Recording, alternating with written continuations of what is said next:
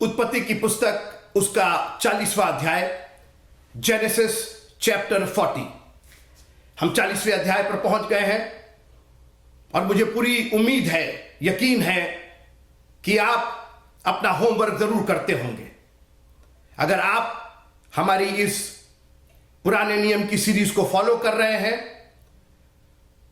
और जिसमें हम उत्पत्ति की किताब में हैं अभी, तो मुझे पूरी उम्मीद है कि आप पिछला पाठ और अगला पाठ जरूर पढ़ रहे होंगे, क्योंकि बगैर इस अध्ययन के आपको बहुत सारी बातें समझ में नहीं आएंगी और आप परमेश्वर की आशीषों से वंचित हो जाएंगे। जब आप भोजन बनाने बैठते हैं तो अगर चीजों की कमी हो जाए, इंग्रेडिएंट्स या जो सामग्री है, भोजन सामग्री है, उसकी कमी हो जाए, मालूम हुआ आप भिंडी की सब्जी बनाने बैठे, भिंडी ही नहीं है, बाकी सब कुछ है, भिंडी नहीं है तो भिंडी की सब्जी कैसे बनेगी? आलू की सब्जी बनाने बैठे, आलू ही गायब है। तो पहले तो आलू लाना पड़ेगा ना आपको आलू की जरूरत है ना। जिस चीज के लिए आप बैठे हैं मनन करने के लिए, उसका अध्ययन तो आपको करना ही पड़ेगा। और इसलिए उत्पत्ति का 40वां अध्याय मैं चाहता हूं कि अगर आपने अभी तक नहीं पढ़ा है तो जरूर पढ़ लीजिए, और अगर पढ़ लिया है तो चलिए आगे इस बात पर, इस घटनाक्रम पर ध्यान देते हैं। कितनी आशीषित बात है मित्रों कि परमेश्वर का यह कलाम, ध्यान से सुनिएगा, जो हजारों साल पहले पवित्र आत्मा की प्रेरणा से अलग अलग लेखकों के द्वारा लिखा गया, आज 2019 के नवंबर के इस दिन आज हमारे पास यह है मित्रों। We can read, we can ponder, we can explain, we can get blessed. हम आशीषित होते हैं इससे। कितनी बड़ी आशीष है ये।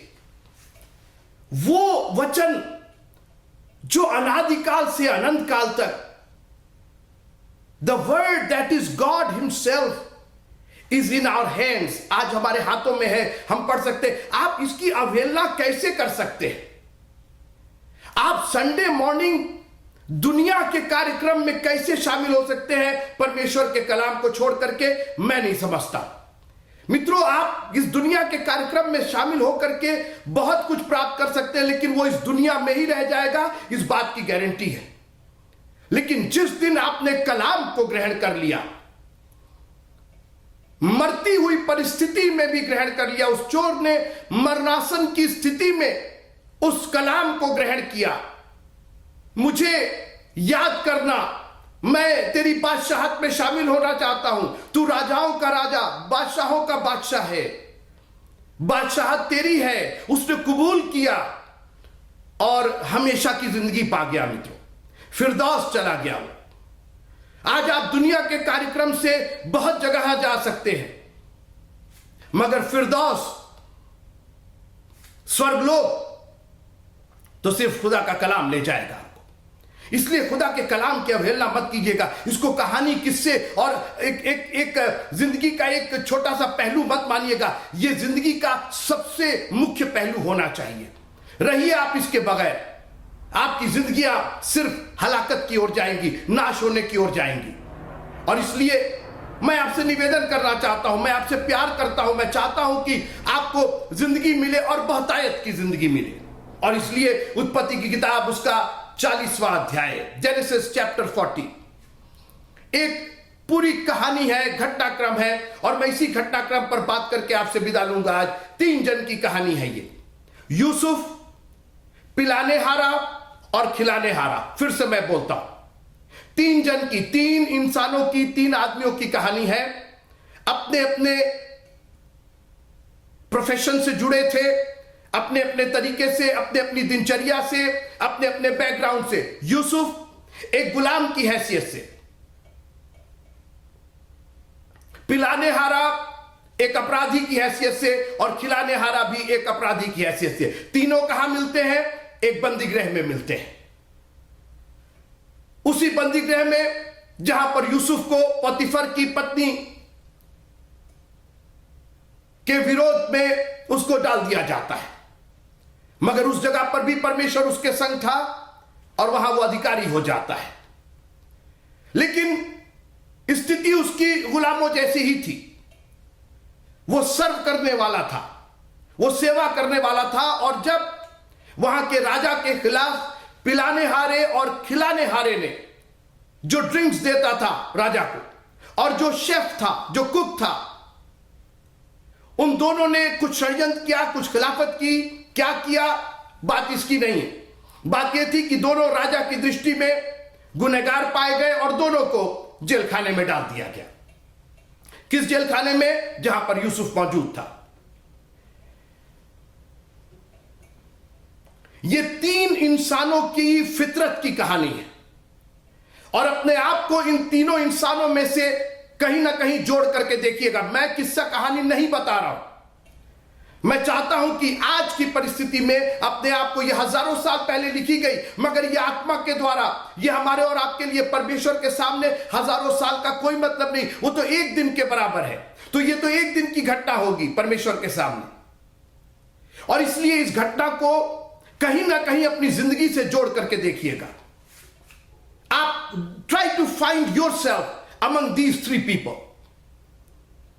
और यह घटना कुछ इस तरह की है कि पिलाना हारा और खिलाने हारा दोनों जेल खाने में पहुंचे, और यूसुफ को उनकी सेवा करने का काम दिया गया।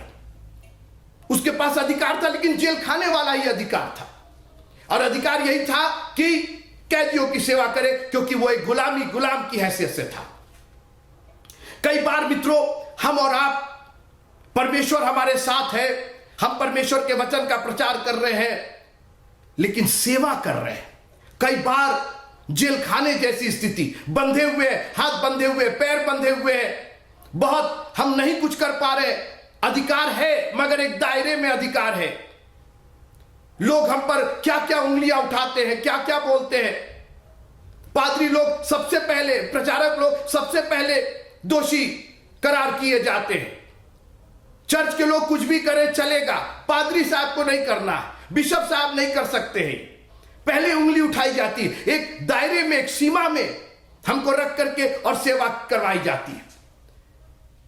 परमेश्वर हमारे साथ है, हम प्रभु के भक्त लोग हैं, हम प्रभु के वचन की सेवा करते, हमारा काम ही यही है, मगर उसके बाद भी एक दायरे में हमको सीमित कर दिया जाता है। आप ये नहीं कर सकते, आप वो नहीं कर सकते, कोई बात नहीं।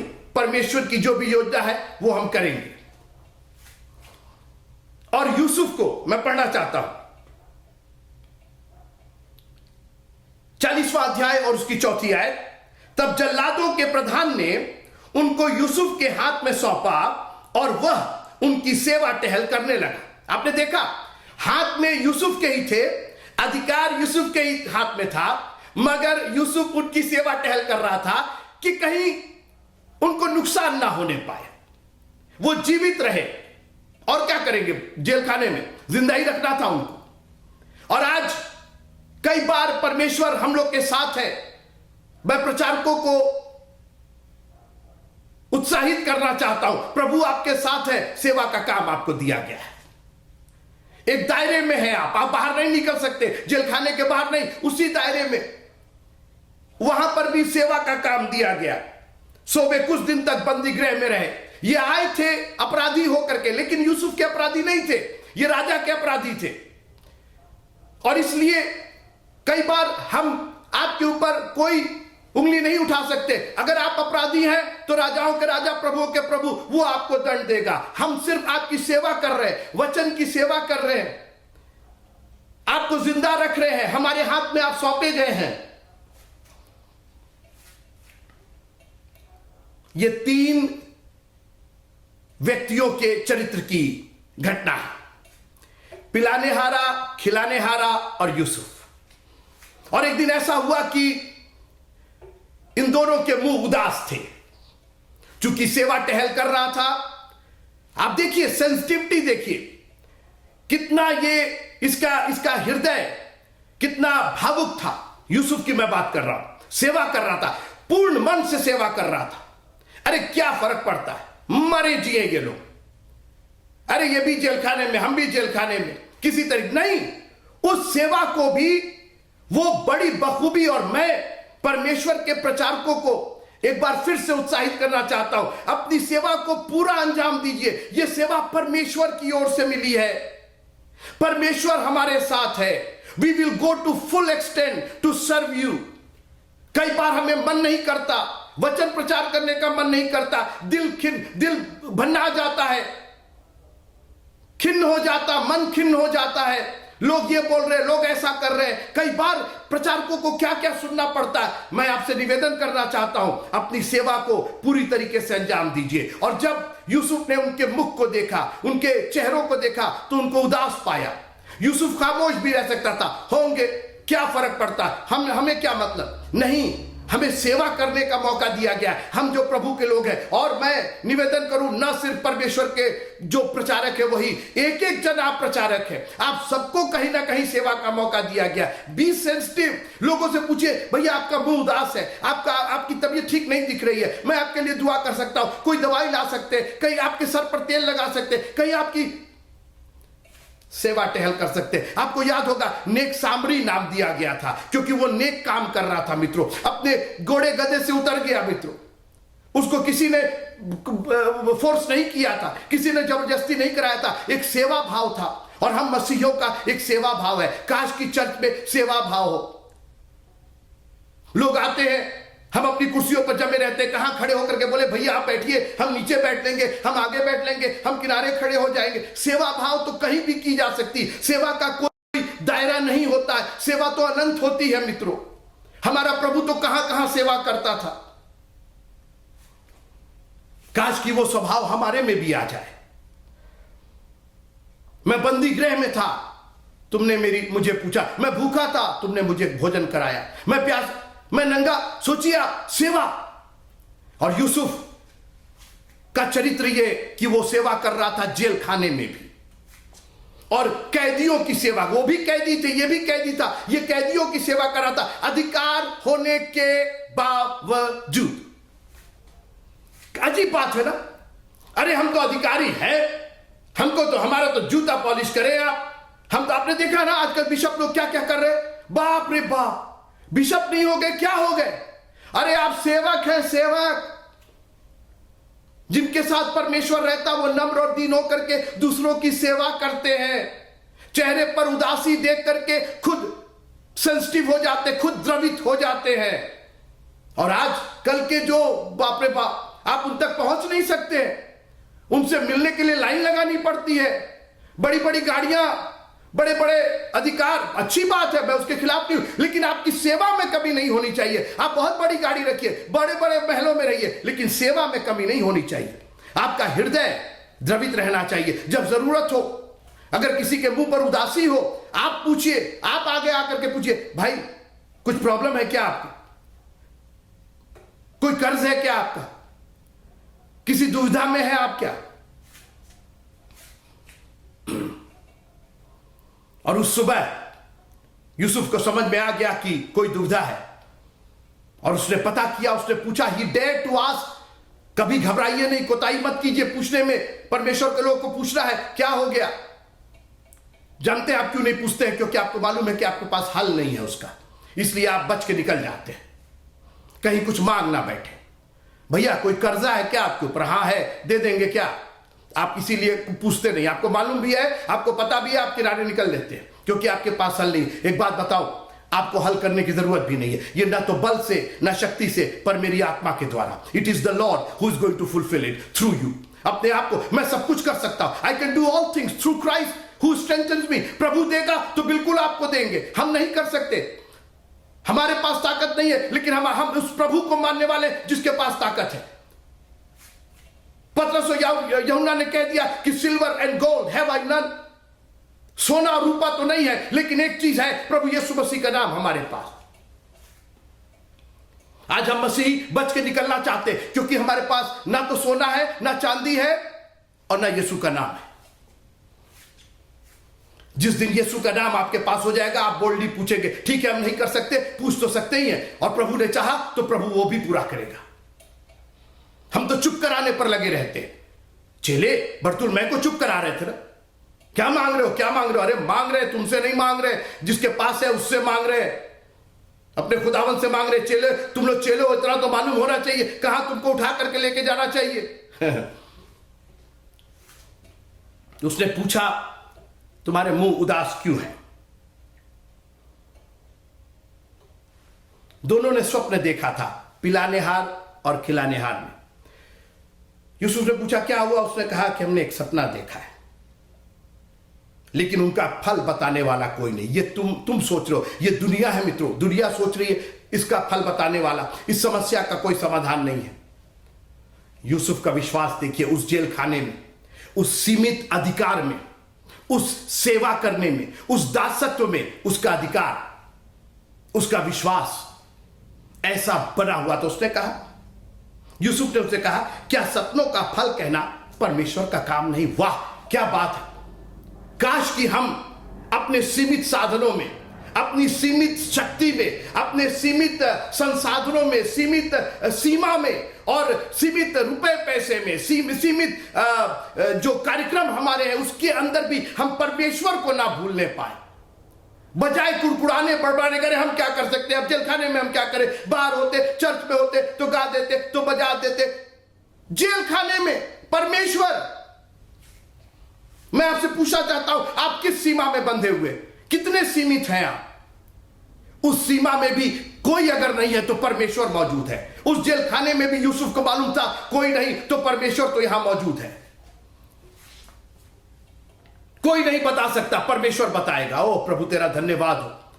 काश कि आज परमेश्वर पर हमारा इतना भरोसा हो जाए कि ऐसी परिस्थिति में जहां पर कहीं से कोई सहायता आपको उपलब्ध नहीं है, परमेश्वर की सहायता मौजूद है आपके पास। और उसने अपना स्वप्न बताया। अभी सुनते रहिएगा। मैंने शुरू कहां से किया था, मैं अपने विषय से नहीं हटाऊं। विषय यह है कि 3 जन अपने अपने तरीके से अपना अपना चरित्र सामने रख रहे हैं। मुंह उदास हुआ, यूसुफ ने पूछा,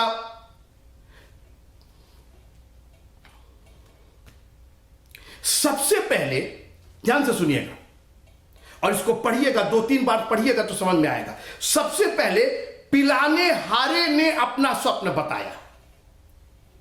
हाँ, तो इसमें कौन सी बड़ी बात है? बड़ी बात है, बिल्कुल बड़ी बात है। यूसुफ ने कहीं से पिक नहीं किया, चुना नहीं कि सर आप पहले बताइए, आप बाद में बताइएगा। अभी ध्यान से सुनिएगा। यूसुफ ने, फिर से सुनिए, 8वां पद, उन्होंने, उत्पत्ति का 40वां अध्याय 8वां पद, उन्होंने उससे कहा, हम दोनों ने स्वप्न देखा है और उनके फल का बताने वाला कोई भी नहीं। यूसुफ ने उनसे कहा, क्या सपनों का फल कहना परमेश्वर का काम नहीं? मुझे अपना अपना स्वप्न बताओ। उसने यह नहीं कहा कि पहले तुम बताओ और बाद में तुम बताओ। तब पिलाने हारों का प्रधान अपना स्वप्न यूसुफ को यूं बताने लगा। मेरा प्रश्न यह है कि पहले बढ़ करके पिलाने हारे ने क्यों अपना स्वप्न बताया?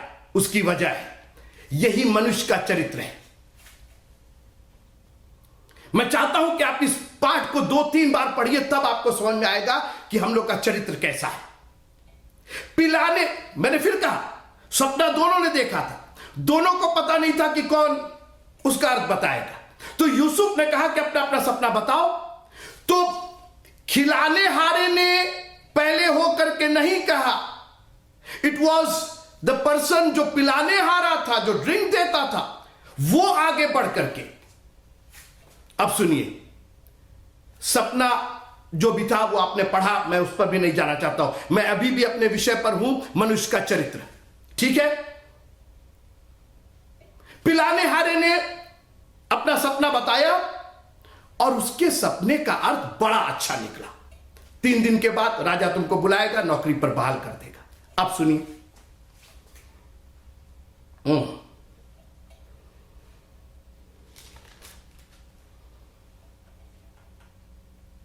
16वां पद, पिलाने हारे ने पहले होकर के अपना सपना बताया, उसके सपने का अर्थ अच्छा निकला। 3 दिन के बाद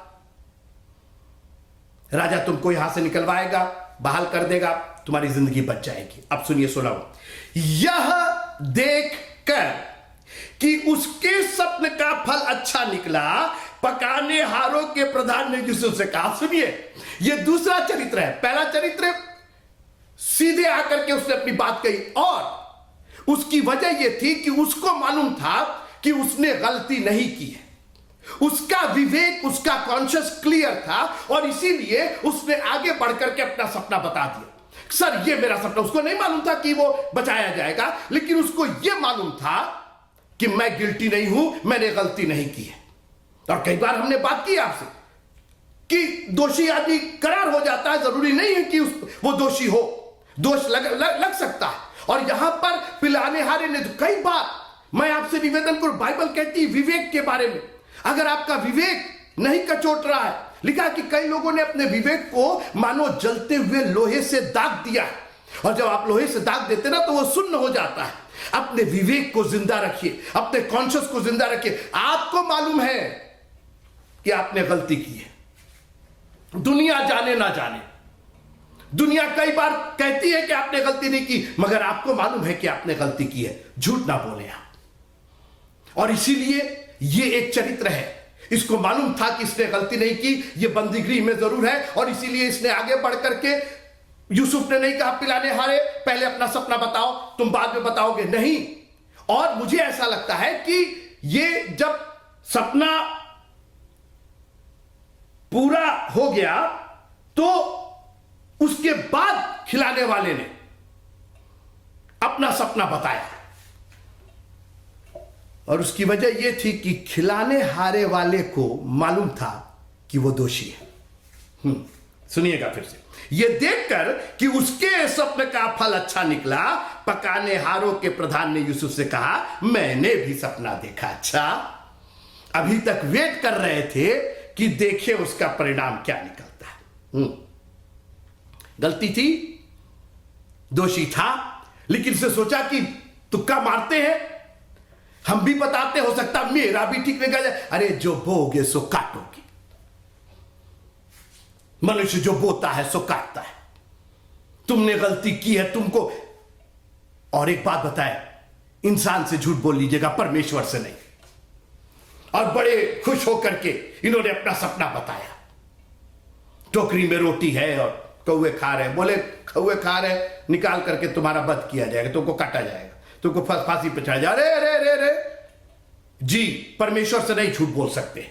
जब परमेश्वर के सामने जाइए तो दिल खोल करके, रो करके, आंसुओं को बहा करके कहिए, प्रभु मुझसे गलती हुई है। और ये आधा अधूरा मत काम कीजिए। आप हैं गिल्टी, आपको मालूम है आपने गलत काम किया है, और फिर भी आप आशीषों की याचना कर रहे हैं, ये समझते हुए कि यूसुफ को नहीं, अरे यूसुफ को नहीं पता, स्वप्न का फल बताने वाला तो परमेश्वर था ना, यूसुफ थोड़ी बता रहा था। तो परमेश्वर के सामने तो सच्चाई बयान करो। और हुआ क्या, 3 दिन के बाद जैसा सपना था उसका, देखिए मैंने बार बार कहा कि आपने विवेक को जगाए रखिए। आपको मालूम है कि क्या सही है और क्या गलत है। दुनिया को आप बेवकूफ बना सकते हैं, परमेश्वर को नहीं, अपने को नहीं। और जब परमेश्वर के सामने आइए तो अपने अपराधों को मान लीजिए, कहिए कि yes I am guilty, I have committed this sin, मैंने पाप किया है। जब उड़ाऊ पुत्र लौट करके आया तो उसने कहा कि मैंने स्वर्ग के दृष्टि में, आपकी दृष्टि में गुनाह किया, पाप किया, गलती नहीं की है, मैंने पाप किया। वो उसका पश्चाताप, उसका मानना ही। तुम में से हर एक अपने अपने पापों की क्षमा के लिए, कैसे क्षमा मिलेगी? जब आप पश्चाताप करेंगे, जब माफी मांगेंगे, प्रभु से माफी मांगे और कहिए प्रभु I am guilty, I am sorry, मैंने आधा अधूरा रखा अपने आप को, मैं उसमें भी था, इसमें भी था, इसमें भी था, उसमें भी था, मैंने सोचा यहां भी मेरा काम निकल जाएगा, वहां भी काम निकल जाएगा। सुना ना, जब उसने देखा कि पिलाने हारे वाला काम हो गया है, अरे मेरे इनका काम हो गया है, मेरे फ्रेंड का काम हो गया है, मेरे भाई का काम हो गया, तो हम भी प्रभु को माने। ऐसा मत कीजिए, या तो आप इधर रहिए या उधर रहिए, प्रभु पर पूर्ण मन से भरोसा कीजिए। ये 2 कैरेक्टर मैंने आपको दिखाए। एक का विवेक जगा हुआ था, उसने अपने विवेक के अनुसार, उसको मालूम था कि वो गिल्टी नहीं है, उसने अपना पहले ही स्वप्न बता दिया। दूसरा कैरेक्टर, उसको मालूम था कि वो गिल्टी है, क्योंकि बाद में उसको सजा मिली, और इसीलिए वो अपना स्वप्न छिपा रहा था, वो वेट कर रहा था, पहले इनका काम हो जाए, पहले इनका कर्ज उतर जाए, पहले इनका ये हो जाए। लालच थी उसको। लालची लोगों को प्रभु दूर से देखता है। प्रभु के पीछे आप किस लालच से हैं? हम लालच देख करके आपको नहीं प्रभु के पीछे चलाना चाहते, हम आपको उद्धार का मार्ग बताना चाहते हैं, वो मार्ग जो सब मार्गों से कहीं बेहतर है। और एक तीसरा कैरेक्टर मैं बता के खत्म करना चाहता हूं। आइए, उत्पत्ति का 40वां अध्याय और उसका 14वां पद, थोड़ा सा दुखद है ये। उत्पत्ति का 40वां अध्याय और 14वां पद। सो जब तेरा भला हो, ये यूसुफ कह रहा है, वो यूसुफ जिसके साथ परमेश्वर था, वो यूसुफ जिसने उस जेल खाने में भी अपना विश्वास और अपना चरित्र नहीं खोया, आज उस सीमा ने, उस जेल खाने की दीवार ने उसको निराश कर दिया। उसको कहीं ना कहीं वो घुटन सी महसूस होने लगी।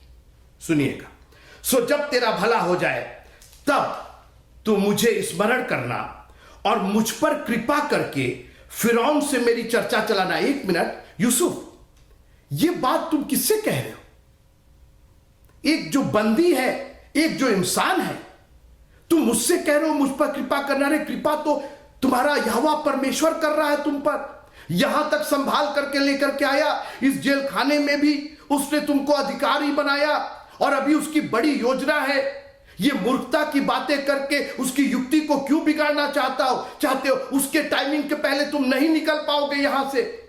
और मैं आपको चैलेंज करना चाहता हूं मित्रों, कई बार खुदावंद हमें मनुष्य का हाथ दिखाई देता है, हमें मनुष्य का साथ दिखाई देता है। अरे ये ठीक कर देंगे, वहां चले जाओ, वो कर देंगे। नहीं मित्रों, ये कृपा होगी तो प्रभु की ही कृपा होगी। उसी को थामे रखिए, उसी पर आधारित रहिए, उसी पर विश्वास बनाए रखिए। मुझ पर कृपा करके फिरौन से मेरी चर्चा बताना चलाना और इस घर से मुझे छुड़वा देना। उस घर ने कई बार मित्रों सीमा में रह करके हम उकता जाते हैं, हम धीरज खो देते हैं। बहुत दिन हो गया गरीबी में, बहुत दिन हो गया बीमारी में, बहुत दिन हो गया इस संकट में, बहुत दिन से हम, बहुत से प्रॉब्लम से हम सबों के जो बहुत दिन से है, और हम घबरा जाते, इस घर में रहना नहीं चाहते, इस सीमा में बंधना नहीं चाहते, और हम घबरा करके इंसान की ओर देखने लगते, इंसान हमें छुड़ाएगा, फिरौन से मेरी चर्चा करना। और हुआ क्या मित्रों, जब वो बाहर निकला, पढ़िए आप, भूल गया, उसको याद ही नहीं था।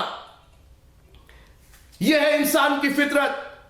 कहां तुमको प्रभु पर भरोसा करना। यूसुफ, खुदावंद तुमको एक बहुत लंबे मार्ग पर अपने हिसाब से लेकर के जा रहा है, अपनी टाइमिंग से लेकर के जा रहा है। और आज मैं आपको चैलेंज करना चाहता हूं, खुदा का एक इंतजाम आपकी जिंदगी के लिए भी है। जो लिखा, जो अंत तक धीरज धरेगा उसी का उद्धार होगा। काश कि इस धीरज को हम ना खोए, इस हियाव को ना छोड़े मित्रों, हियाव बनाए रखिए। वन डे, एक दिन हमारा प्रभु 12 साल से, 38 साल से लोग पड़े रहे, और एक दिन प्रभु ने उनकी सुधि ली। 4 दिन का मुर्दा जब जिंदा हो सकता है, तो हम और आप क्यों नहीं उस सीमा से बाहर आ सकते हैं? इस घर से कोई इंसान नहीं छुड़ाएगा। इस सीमा से, इस शरीर की सीमा से, इस शारीरिक क्षमता की सीमा से हमें कोई और नहीं, सिर्फ हमारा प्रभु छुड़ाएगा। हमें इस आर्थिक मुसीबत से हमारा प्रभु छुड़ाएगा, अगर हम धीरज के साथ उसकी बाट जो है। लिखा है कि जब दूल्हे के आने में देर हुई, उनकी मशालें बुझने लगी, क्योंकि उन्होंने अपने आप को तैयार नहीं किया था। धीरज के साथ अपने आप को तैयार कीजिए मित्रों। जितना धैर्य, जितना धीरज रहेगा, सफलता उतनी ही आपकी होगी। कोई चीज फोर्स से नहीं हो सकता, कोई चीज जबरदस्ती नहीं हो सकती। जब एक बेबी पैदा होता है, उसका भी एक टाइम है, आप फोर्स नहीं कर सकते। हमको आज ही बेबी चाहिए, हमको आज ही चाहिए, मेरी वाइफ है, मैं हस्बैंड हूं, हमको आज ही नहीं हो सकता है। प्रभु के कुछ नियम है, कुछ कायदे हैं। धैर्य से प्रतीक्षा करना पड़ेगा आपको, उसके समय की प्रतीक्षा। और कई बार वो अपना समय नहीं बताता है, लेकिन अगर आपको उसके ऊपर भरोसा है तो उसके समय पर भी भरोसा रखिए, वो ठीक समय पर हमारा उद्धार करेगा। जब वक्त आएगा, जब पूरा होगा, हमारे प्रभु को हमसे और आपसे ज्यादा हमारे प्रभु को हमारी फिक्र है। वो जो कुछ सोचता है वो बेहतर सोचता है। ये 3 चरित्र, एक पिलाने हारे का चरित्र, जिसको अपना विवेक मालूम था, उसने विवेक को जगाए रखा था कि मैं गलत नहीं हूं, और वो बाहर निकला। उसने अपना स्वप्न तुरंत बताया, अपने आप को तुरंत सामने किया। दूसरा चरित्र जिसका विवेक, उसने अपने विवेक को मार दिया था। उसने सोचा कि उनका भला हुआ तो मेरा भी हो जाएगा। परमेश्वर न्यायी है मित्रों, आप जो बोएंगे सो काटेंगे। और फिर तीसरा चरित्र यूसुफ का, कि कई बार निराशाएं, हमारी सीमाएं, वक्त का गुजरना, लंबे समय से उस मुसीबत में रहना हमें निराश कर देता है। मगर आज मैं आपको चैलेंज करना चाहता हूं और एक आशा का संदेश देना चाहता हूं। हमारा प्रभु अभी भी जिंदा है। उसका हाथ ऐसा छोटा नहीं कि वो उद्धार ना कर सके। कई बार मेरी जिंदगी में भी हमको लगता है इट्स टू लेट, अब बहुत दिन हो गए, ये 4 दिन हो गए, अब वो कहां जिएगा, अब तो लाजर नहीं जिएगा। मार्था और मरियम जिनके घर में प्रभु उठता बैठता खाता पीता था, उनके पास निराशा हो गई। लेकिन उनके अविश्वास को देख करके, उनके दुख को देख करके कि इनके पास कोई आशा नहीं, यीशु के आंसू बहने लगे। मत बहाइए यीशु के आंसू, अपनी आशा बनाए रखिए। और लिखा है अंत में तेरी आशा पूरी होगी। अय्यूब के पास इतना बड़ा एक सीमा हो गई थी, एक मुसीबत आ गई थी। उसने कहा तूने दिया, तूने लिया, तेरा नाम धन्य हो। और आज हाथों को उठा के कहिए, प्रभु तेरा नाम धन्य हो, तेरे नाम को जय मिले। हम तुझ में बने रहेंगे, हम धीरज से बने रहेंगे। तू हमारे साथ है, अभी तक तू हमारे साथ रहा, तो आगे हमारे साथ क्यों नहीं रहेगा। अगर आपने इस जेल खाने में पहुंचाया है तो इस जेल खाने से निकासी का भी आप ही उपाय करेंगे। अगर ये परीक्षा हम पर आई है तो इसी परीक्षा के साथ साथ आप निकासी का भी उपाय करेंगे। प्रभु में बने रहिए, मजबूती के साथ बने रहिए, अपने विवेक को जगाए रखिए और कहिए प्रभु हम तेरे पीछे पीछे चलेंगे, तेरे साथ साथ चलेंगे। तू हमारा है और हम तेरे हैं। प्रभु आप सबको बहुत बहुत आशीष दे।